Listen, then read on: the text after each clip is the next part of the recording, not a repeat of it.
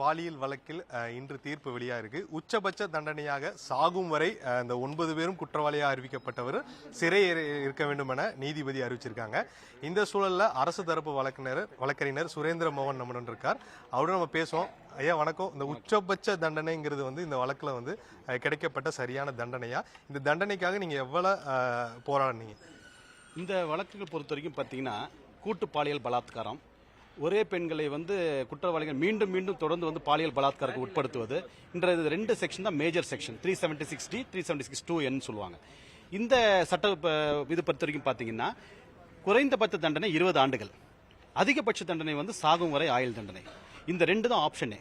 So இந்த 2 குற்றச்சாட்டுகளும் குற்றம் நிரூபிக்கப்பட்டதா காலையில் நீதிபதி அறிவிச்சாங்க. இது மட்டும் இல்ல, மற்ற எல்லா குற்றச்சாட்டுகளும் 366 ஆள் கடத்தல், 354 பாலியல் சீண்டல், அது மாதிரி 350 எல்லா குற்றப்பிரிவுகளும் குற்றவாளி என்று தீர்ப்பளிச்ச உடனே மேஜர் பனிஷ்மெண்ட் அதிகபட்ச பனிஷ்மெண்ட் பாத்தீங்கன்னா இந்த 376Dக்கு அரசு தரப்பில் வாதங்கள் வைக்கப்பட்டது. அதிகபட்ச தண்டனை வழங்கணும், சாகும் வரை ஆயுள் தண்டனை வழங்கணும்னு வாதம் வைக்கப்பட்டுள்ளது.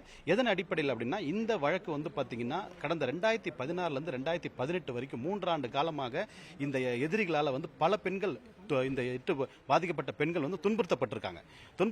ஒரு முறை 2 முறை இல்ல, பல முறை துன்புறுத்தப்பட்டிருக்காங்க மீண்டும் மீண்டும். சோ இது ஒரு கொடூரமான வழக்கு.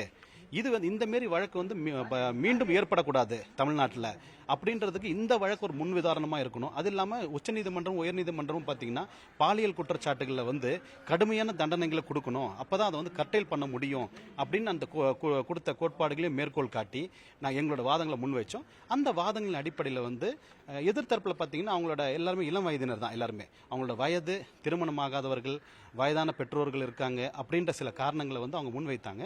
நீதிபதி இந்த கேஸோட அலிகேஷன்ஸ், இந்த சீரியஸ்னஸ் பேஸ் பண்ணி உச்சபட்ச தண்டனையாக சாகும் வரை ஆயுள் தண்டனை அறிவிச்சிருக்காங்க. இந்த வழக்குல முக்கிய அம்சமா பாத்தீங்கன்னா அந்த பாதிக்கப்பட்ட பெண்களுக்கு 85 லட்சம் ரூபாய் வரையான அந்த நஷ்டஈடு கிடைச்சிருக்கு. பாதிக்கப்பட்ட பெண்கள் 8 பேர் புகார் அளித்து வாக்குமூலம் கொடுத்திருக்காங்க. ஆனா 7 பெண்களுக்கு அறிவிக்கப்பட்டிருக்கு. அந்த இன்னொரு பொண்ணுக்கு அறிவிக்கப்படாத காரணம் என்ன சார்? அவங்களுக்கு ஏதாச்சும் நஷ்டஈடு மறுபடியும் கொடுக்க வாய்ப்பு இருக்கா? அந்த பெண்ணுக்கு அந்த பெண்ணை பொறுத்த வரைக்கும் என்னன்னா அந்த நஷ்டஈடு தனியா டிஎல்எஸ்எல் டிசைட் பண்ணுவாங்க. தனி உத்தரவு வரும் அதுக்கு. ஏன்னா இதுல பாதிக்கப்பட்ட பெண்கள் 8 பேர்னாலும் 7 பேர் நம்ம விசாரிச்சிருக்கிறோம். ஒரு பெண் விசாரணைக்கு அவங்களால தனிப்பட்ட காரணங்களால அவங்களால வர முடியல. ஆனாலும் பாதிக்கப்பட்ட பெண்ணுக்கு நஷ்டஈடு கண்டிப்பா உண்டு. ஏன்னா குற்றச்சாட்டு நிரூபிக்கப்படலனாலும் பாதிக்கப்பட்ட பெண்களுக்கு நஷ்டஈடு வழங்கணும்ன்றது தான் சட்டம். 357 பிரிவு ஏன் படி சட்டம் அதுதான். அதனால இந்த பெண்ணை பொறுத்த வரைக்கும் தனி உத்தரவு பின்னர் அறிவிக்கப்படும். அது இது டிஸ்ட்ரிக்ட் லீகல் சர்வீஸ் அத்தாரிட்டி மூலியமா அவங்களுக்கு உத்தரவு பிறப்பிக்கப்படும். இந்த வழக்கு மிக சிறப்பாக வாதாடி இந்த உச்சபட்ச தண்டனையா கொடுக்கப்பட்டிருக்கு. இந்த இடத்துல நீங்க இருக்கீங்க, உங்க கூட சிபிஐ அதிகாரிகள் இருக்காங்க. எங்க முன்னாடி நீங்க அவங்களுக்கு என்ன சொல்ல நினைக்கிறீங்க? இந்த வழக்கு கடந்து வந்த பாதை என்ன? இந்த வழக்கை ரொம்ப திறமையான முறையில ரொம்ப அடித்தளம் போட்டு விசாரணை செய்த புலன் விசாரணை அதிகாரிகள் இந்த கேஸை பொறுத்த வரைக்கும் பாதிக்கப்பட்ட பெண்களோட வாய்மொழி சாட்சிகள் மட்டும் இல்லாம விஞ்ஞான சாட்சிகளும் அதை ரொம்ப சிறப்பாக அதை கலெக்ட் பண்ணி அதை விஞ்ஞானபூர்வமான சாட்சிகளை இதுல நம்ம கேஸ்ல தாக்கல் செய்து அதை அதை அடிப்படையில் வச்சுதான் நாங்க வழக்கை நடத்தணும். அந்த விசாரணை ரெண்டாவது, இந்த விசாரணை அதிகாரியோட ரோல் விசாரணை முடிந்ததோட இல்லாம இந்த கேஸ் ட்ரையல் நடக்கும் போதும், சாட்சி விசாரணை நடக்கும் போது அந்த பாதிக்கப்பட்ட பெண்களை எந்தவித ஒரு இது இல்லாம பாதுகாப்பான முறையில அவங்கள தைரியம் கொடுத்து அந்த அழைத்து அவங்கள எந்தவித இது இல்லாம அச்சுறுத்தலும் இல்லாம ரொம்ப சிறப்பா அவங்கள இந்த நீதிமன்றத்தில் அவங்கள ஆஜர்படுத்தி சாட்சி விசாரணை நடைபெற்றதுக்கு புலன் விசாரணை அதிகாரிகள் ஒரு முக்கிய காரணம். இறுதி கேள்வி, இந்த வழக்கில் பாத்தீங்கன்னா அடுத்த கட்டமா உயர்நீதிமன்றமோ உச்சநீதிமன்றத்திற்கோ சென்று அவங்களுக்கான விடுதலைக்கோ வேற ஏதாச்சும் காரணத்துக்கு முறையிட்டா இந்த வழக்குல எது சார் ஸ்ட்ராங்கா நிற்கும், எது பேசும்? ஆக்சுவலி பொதுவாக பாலியல் குற்றச்சாட்டில் வாய்மொழி சாட்சிக்கு என்னைக்குமே வெயிட்டேஜ் அதிகம்னு சொல்லுவாங்க.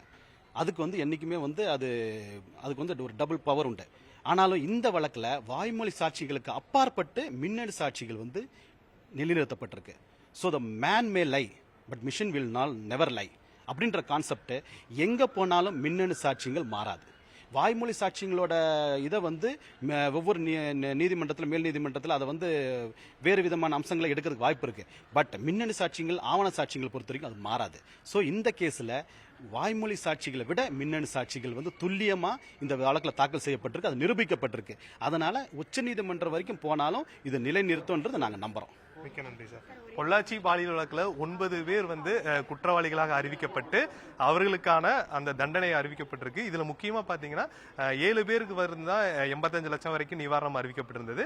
இன்னும் மற்றொரு பெண்ணுக்கும் வந்து புகார் அளித்த பெண்ணுக்கும் வந்து நிவாரணம் அளிப்பதற்கான ஏற்பாடுகள் நடக்கும் என்ற ஒரு வாதத்தையும் அவர் தெரிவிச்சிருக்காரு. அது மட்டும் இல்லாம குற்றவாளிகள் வந்து உயர்நீதிமன்றமோ உச்சநீதிமன்றமோ எங்கு சென்றாலும் அவர்களுக்கு அவர்கள் செய்த தவறுக்கு மிக முக்கிய ஆதாரமாக மின்னணு ஆதாரங்கள் வந்து கையில் இருக்கிறது. அதை வந்து அவர்களால் ஒன்றும் செய்ய முடியாது என்ற ஒரு தரப்பையும் வந்து அரசு தரப்பு வழக்கினர் தெரிவிச்சிருக்கார். தந்தி டிவி செய்திகளுக்காக ஒளிப்பதிவாளர் இமானுவேலுடன் செய்தியாளர் கார்த்திக்.